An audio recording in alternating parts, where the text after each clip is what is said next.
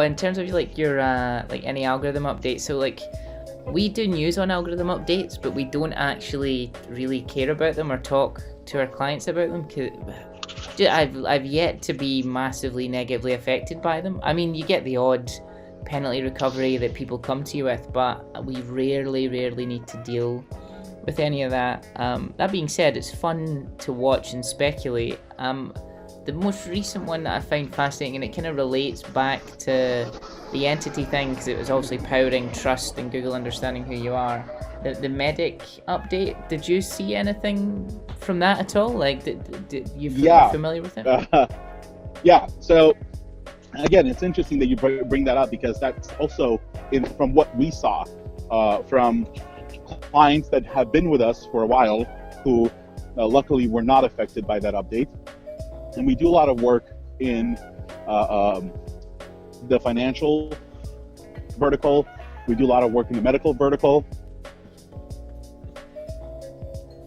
So this is the only downside of doing the kind of walkabout stuff, is sometimes that if you walk into a little patch of area that has got really bad Wi-Fi or 4G, it gets a little bit patchy. But so far, this has been so fascinating listening to Arsen. Oh, I think we got him back.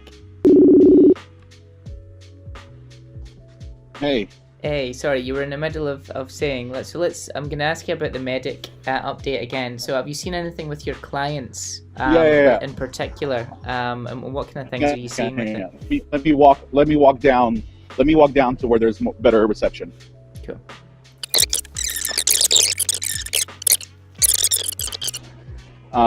So medic.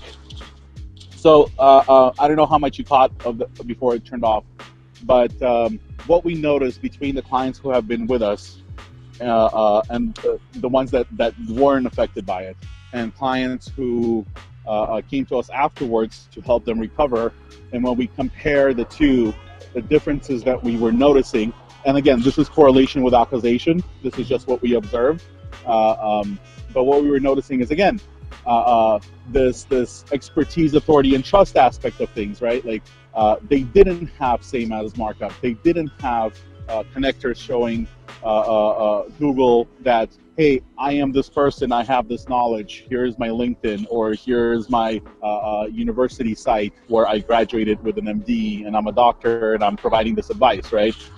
There was no third-party validation other than what was on the site, which in Google's eyes, especially sites that without schema, in Google's eyes, it's all implicit information. There's nothing explicit there, right?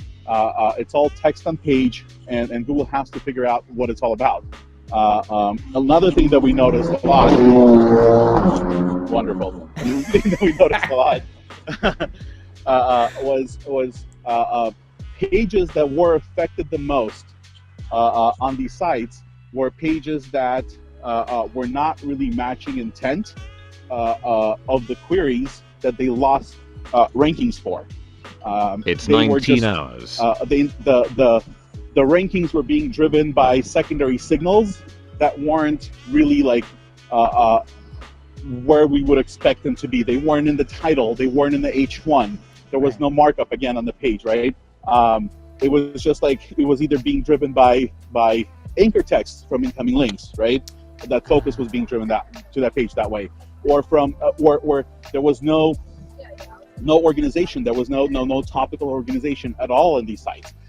And when we started fixing this, we started seeing improvements. And again, it's not anything where you say, "Oh my God, it recovered and it's great. This is exactly what it is," right? We're seeing improvements, gradual improvements. Some are returning much faster than others, but the medic update, in my aspect of it, expertise, authority, and trust, was a big part of it.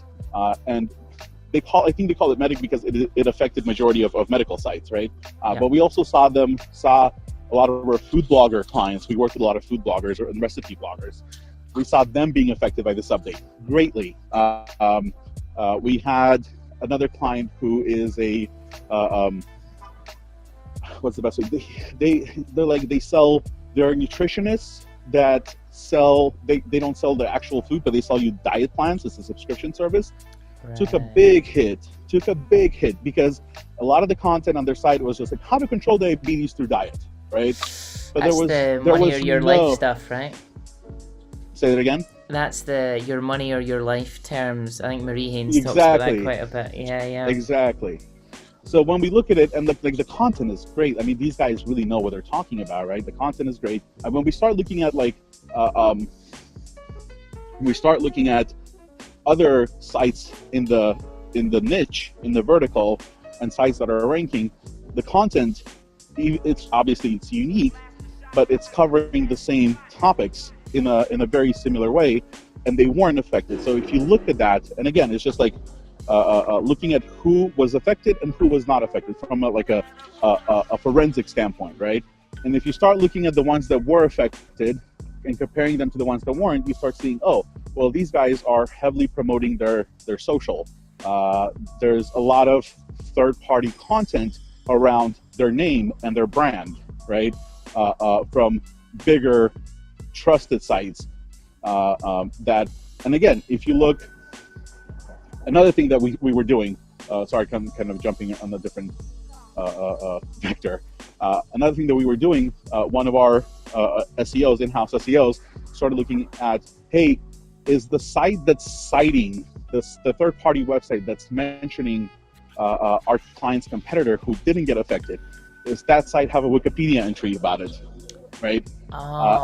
To help us understand whether it's if it's a trusted source,